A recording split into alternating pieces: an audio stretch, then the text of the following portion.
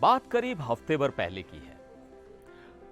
अखिलेश यादव ने समाजवादी पार्टी के मुस्लिम नेताओं संग बैठक की। बारी बारी से सबकी सुनी, फिर अपनी भी सुनाई। अखिलेश यादव ने मीटिंग में कहा कि पूरी पार्टी आजम खान और उनके परिवार के साथ है।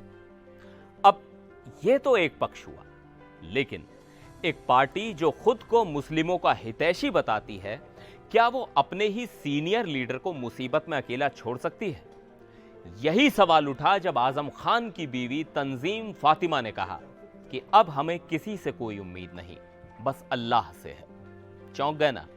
तो रुकिए, आज हम इस बयान का पूरा सच खोलेंगे। क्या अखिलेश यादव ने सचमुच आजम खान का साथ छोड़ दिया? और क्या यह समाजवादी पार्टी के मुस्लिम वोटर्स के लिए बड़ा सेटबैक है? वीडियो के आखिर तक बने रहिए, क्योंकि यह दिलचस्प है। नमस्कार, मैं हूं सिद्धार्थ प्रकाश।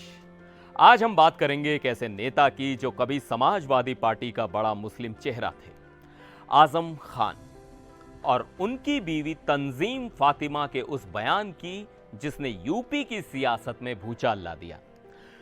तंजीम फातिमा ने कहा, अब किसी से कोई उम्मीद नहीं, सिर्फ अल्लाह से है। लेकिन एक बात सोचने वाली है कि आजम खान तो समाजवादी पार्टी के वफादार सिपाही रहे हैं, तो ऐसा क्या हुआ कि उनकी फैमिली को ऐसा कहना पड़ा?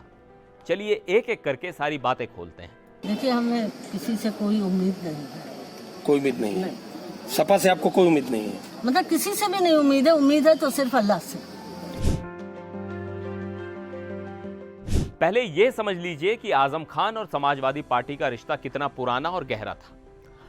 आजम खान रामपुर के शेर हैं, 10 बार एमएलए, यूपी में बड़े बड़े मिनिस्टर और समाजवादी पार्टी का सबसे बड़ा मुस्लिम चेहरा।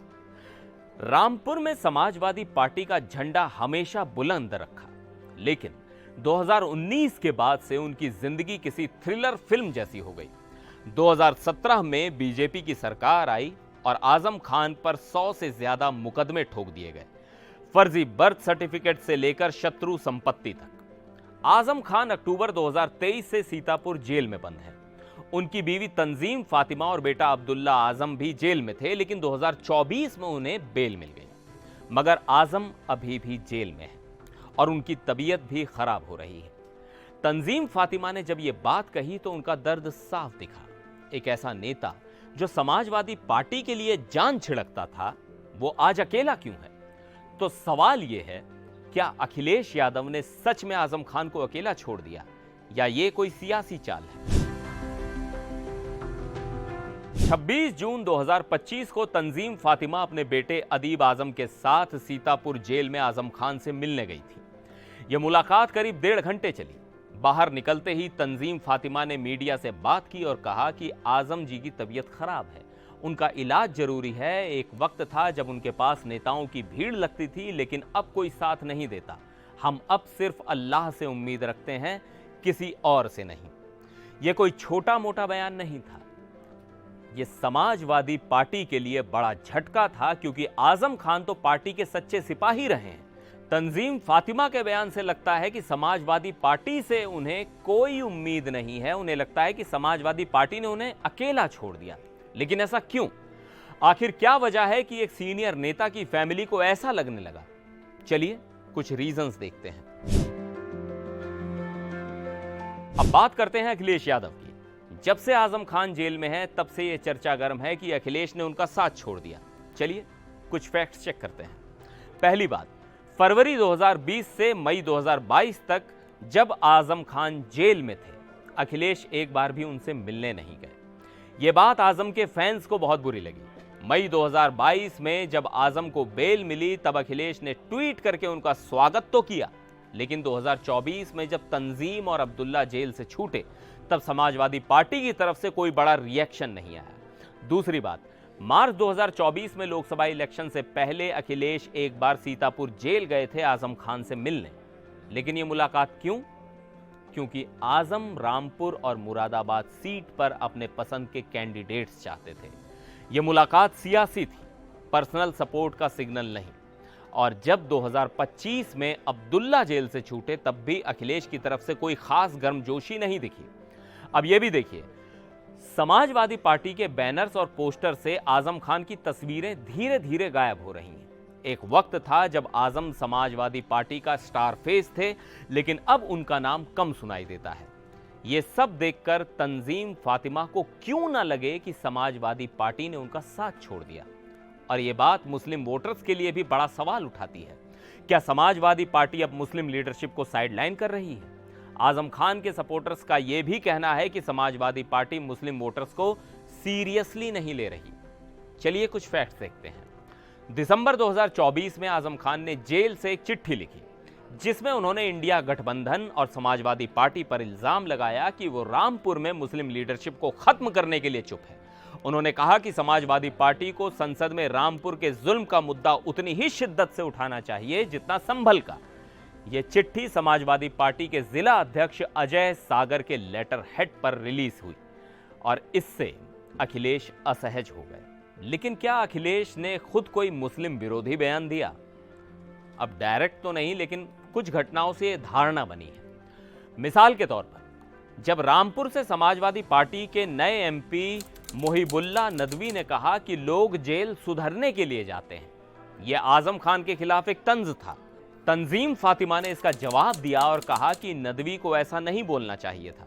यह दिखाता है कि समाजवादी पार्टी के अंदर ही आजम के खिलाफ एक नैरेटिव बन रहा है और अखिलेश इस बात पर चुप हैं। एक और बात, 2024 के लोकसभा इलेक्शन में रामपुर सीट पर आजम के विरोध के बावजूद समाजवादी पार्टी ने नदवी को टिकट दिया और वो जीत गए। इससे आजम का पॉलिटिकल इन्फ्लुएंस कम होता दिख रहा है और ये मुस्लिम वोटर्स के बीच चर्चा का मुद्दा बना।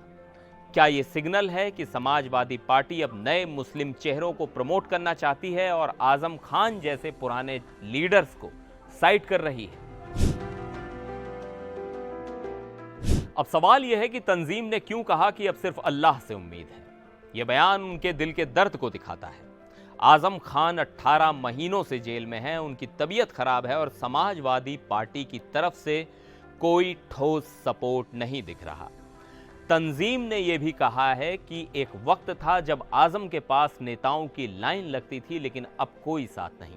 यह समाजवादी पार्टी के लिए एक बड़ा सवाल है। क्या वो अपने वफादार नेताओं का साथ देते हैं? एक तरफ आजम का परिवार जेल और केसों से जूझ रहा है, दूसरी तरफ समाजवादी पार्टी अपने सियासी एजेंडे में बिजी है। तंजीम का यह बयान मुस्लिम वोटर्स के लिए भी एक मैसेज है कि शायद समाजवादी पार्टी अब उनकी उम्मीदों पर खरी नहीं उतर रही है। यह बयान उनके ईमान और अल्लाह पर भरोसे को दिखाता है जब इंसानी सहारा छूट जाता है।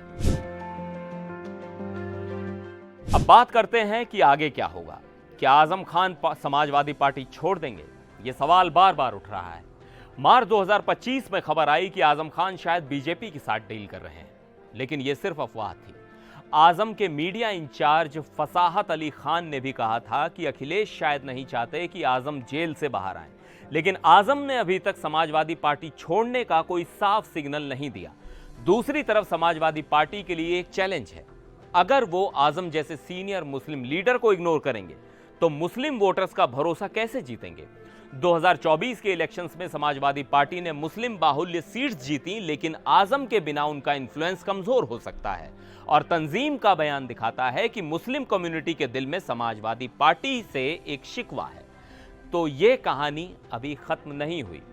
क्या आजम खान जेल से बाहर आएंगे? क्या समाजवादी पार्टी उन्हें फिर से अपना स्टार फेस बनाएगी, या ये मुस्लिम वोटर्स के लिए एक नए सियासी चैप्टर की शुरुआत है? ये सब जानने के लिए हमें इंतजार करना होगा।